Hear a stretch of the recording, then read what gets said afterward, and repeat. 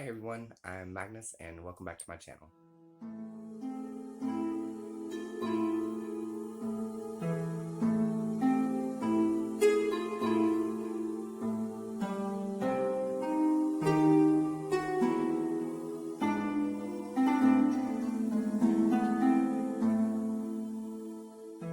Okay, so first and foremost, let me just say how freaking uber excited I am to be back. It's been months and I do apologize for that, especially to any of those who have kind of been waiting on new content. I don't want to go into too many details, but I've had kind of a lot going on. I have started my own business. I think I maybe have mentioned it before, but as of recently, I actually created my own website now. So that's kind of got me a little bit busier than I was before. And also, this video is kicking my butt because I have tried to do this video so many times, and for whatever reason, it's just not working. Like I've had to switch phones, I've had to switch drives, I've had to switch and do so many different things to try to get this video out. I feel like I've needed to go on a meditation retreat just to oh man, it's been stressful. I don't know why I let this video get me so stressed, but it has been. Actually, no, that's a lie. I know why. So anyway, I'll get into that and the subject at hand. So as you can tell by the video, is there a devil in witchcraft? So it's much easier to simply say, yes, there is, and leave it at that. But the problem with that is that when most people think of the devil, they think of the Luciferian or the Abrahamic devil, which is not the devil we refer to. Now, there are practitioners who worship or believe in that devil. There are Christian witches out there who clearly believe in that devil and do not work with him in any aspect. But the most common devil referred to in witchcraft and magic is actually most of who I call the folk devil, the folk devil. Um, and there are several names out there for him. I'll get into some of the names here momentarily, but part of the reason why I've had such an issue with this video is because I've had my own personal experiences with the folk devil. And when I got old enough to start researching it, and I come across a whole bunch of information that didn't correspond with what I've personally experienced. So part of me was like, well, you know what? I'm young. I was a kid, early teen, experiencing these things. Maybe, I don't know, making excuses for myself to quit following my intuition, to quit listening to the spirit guides around me. And so I tried to follow and listen to a lot of this information out there. And, it just never resonated with me, it never stuck with me. And my craft, my practice truly suffered because of it. So let me give you a little brief, I don't know, I'm not really going to say history, but a brief educational reference of who the folk devil is. Most of the information that I found really refers to him or talks about him as a fairy figure, not even like a demon or whatever, but as a fairy being, a hobgoblin, maybe even a fairy king.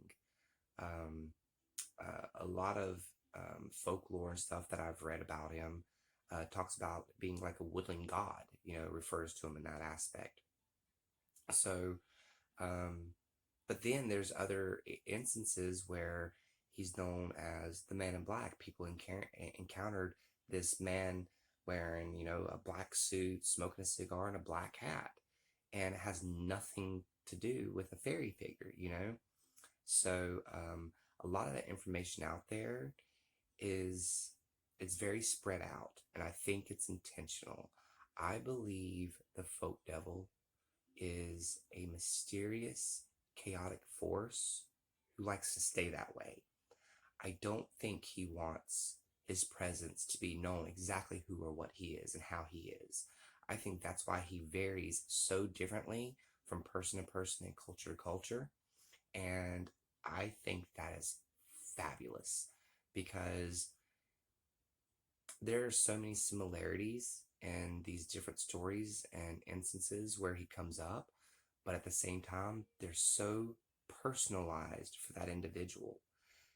And I believe that that is how any spirit, any entity, any being of a godlike level or, something like that should come to us, should talk to us, because they're going to come to us in something that's familiar, something that's not frightening, something that's not going to terrify us.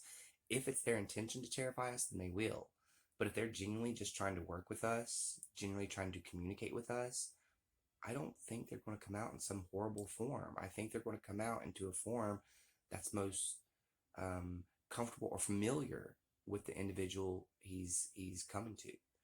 So now, with all that being said, I did some of the research I've done over the years.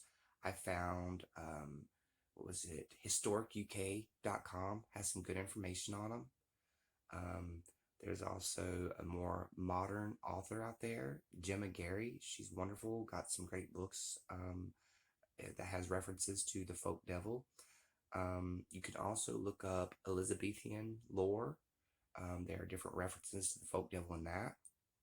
But, you know, I won't, I guess what I'm trying to get at is I can't give you a whole lot of information because I don't want to give you information of my personal experiences with him that you can't cite and find resources for. A lot of the information that I've given in previous videos, even though I've not given any direct sites or resources or things like that, excuse me, you can look them up and find them fairly easily. Like what's color correspondence for red, I mean, a lot of this stuff, what's grounding and centering, a lot of these things you're going to be able to find, and there's a lot of information out there for it.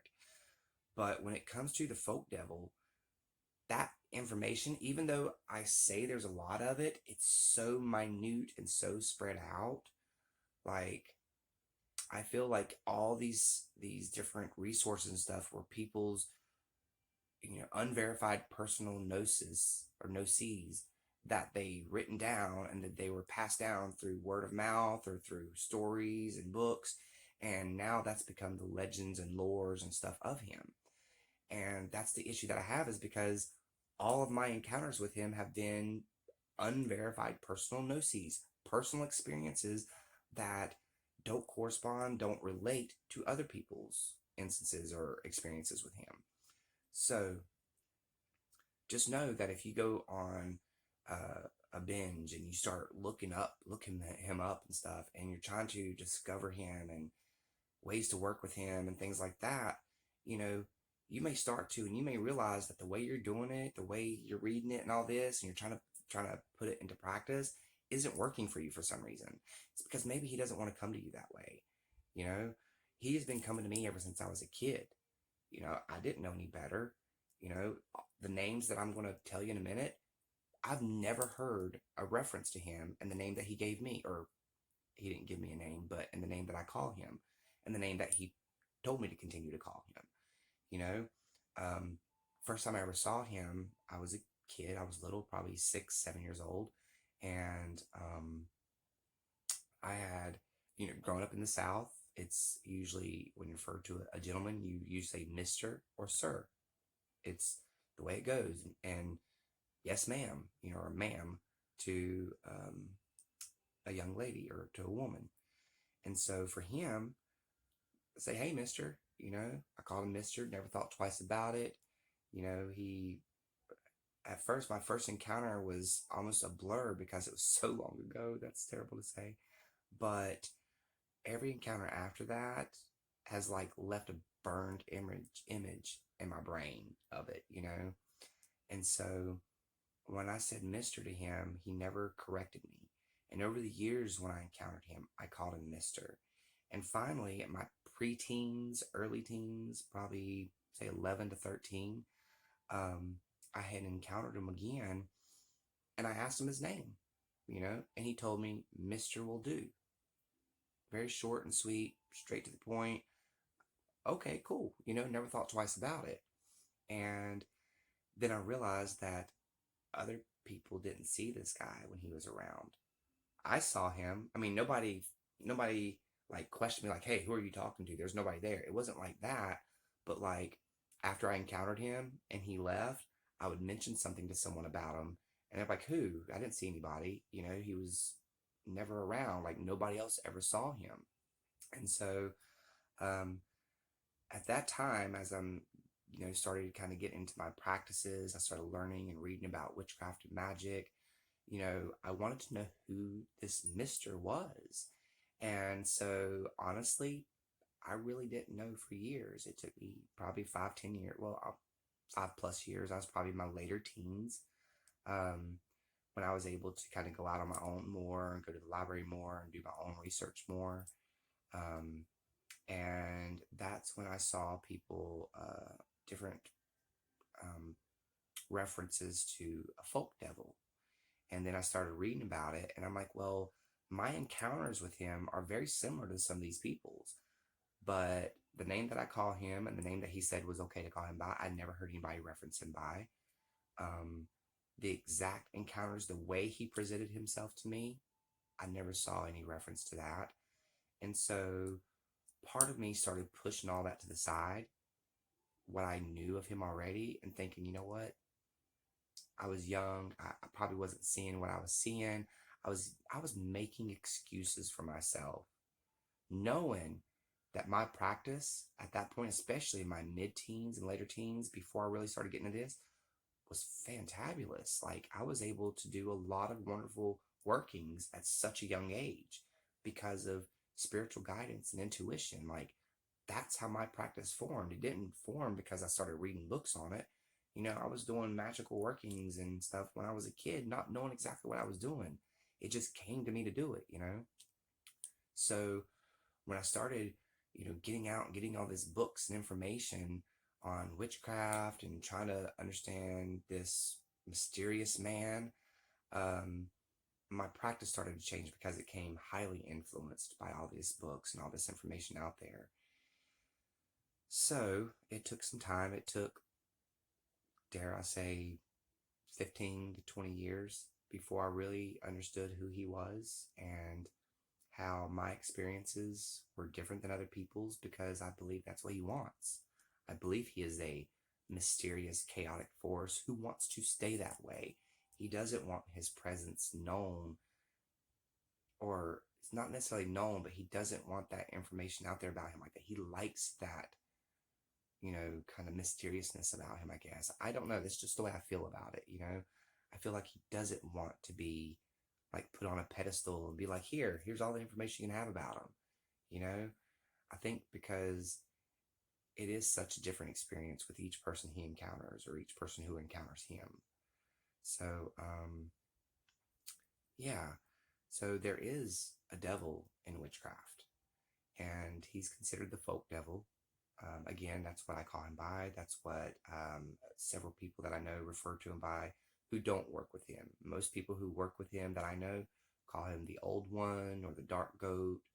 Um, but there are several other names, which some of the other names that he goes by is Old Scratch, the Man in Black, Dark Goat, Dark Man, Puck, Bucka, the Witch Father, the Witch Master, Fairy King, Robin Goodfellow. Yeah, this is just a few that I can think of off the top of my head.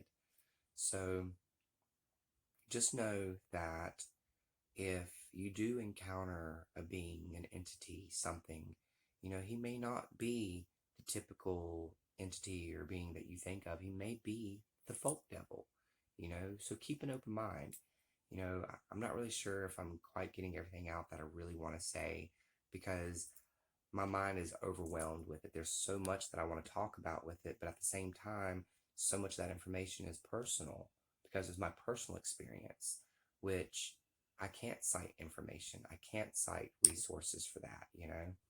And that leads me to the last part that I want to talk about in this video. So I gave you very brief talk of the folk devil and who, what, whatever. But when it comes to UPG, Unverified Personal Gnosis, understand that your experience is yours.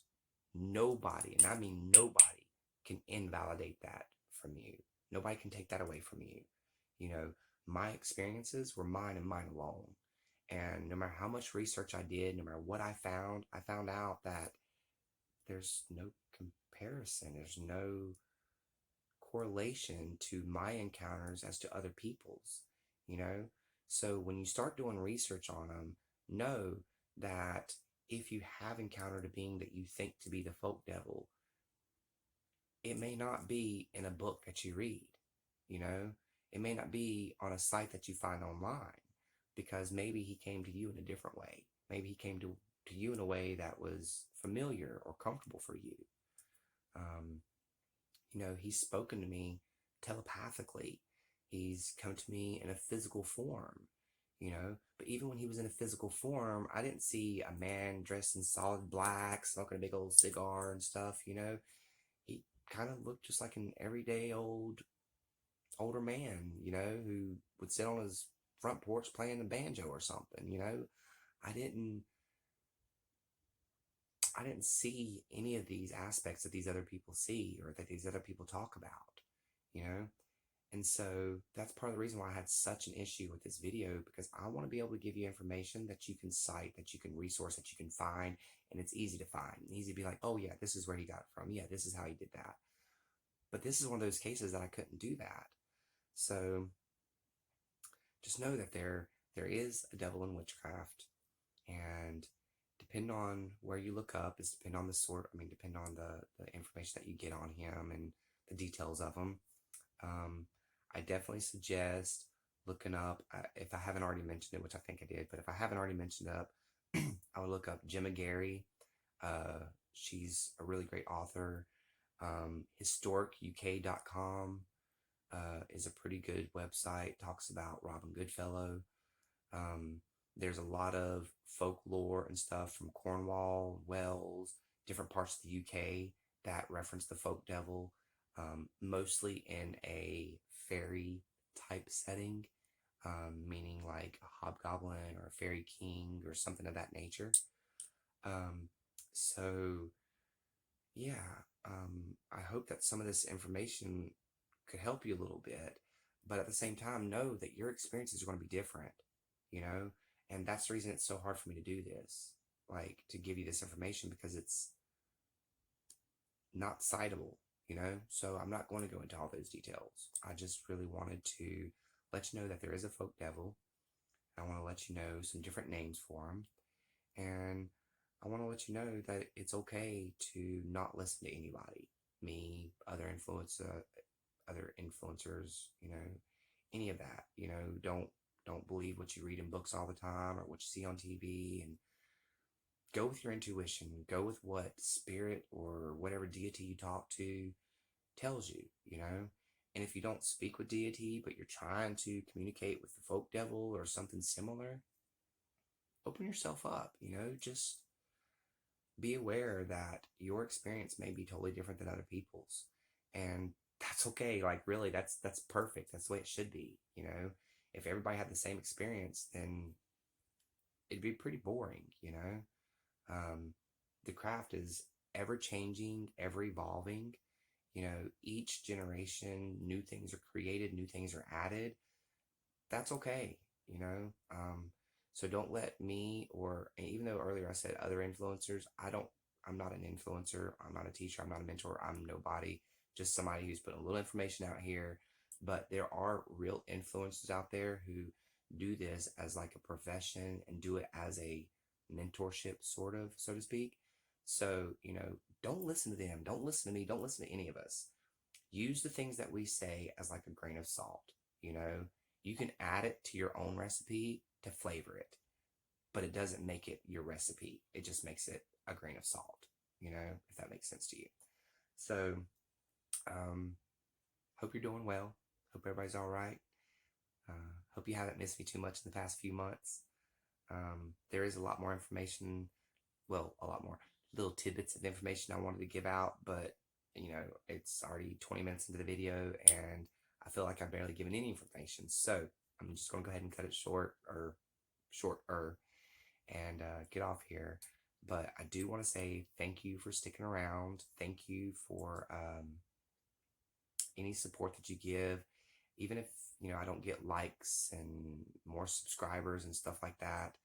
Just getting these videos out and getting people to hear what I have to say and hopefully spark something in them to get on their own research bandwagon, to find their own stuff out there, because I feel like this really helps you build your practice more.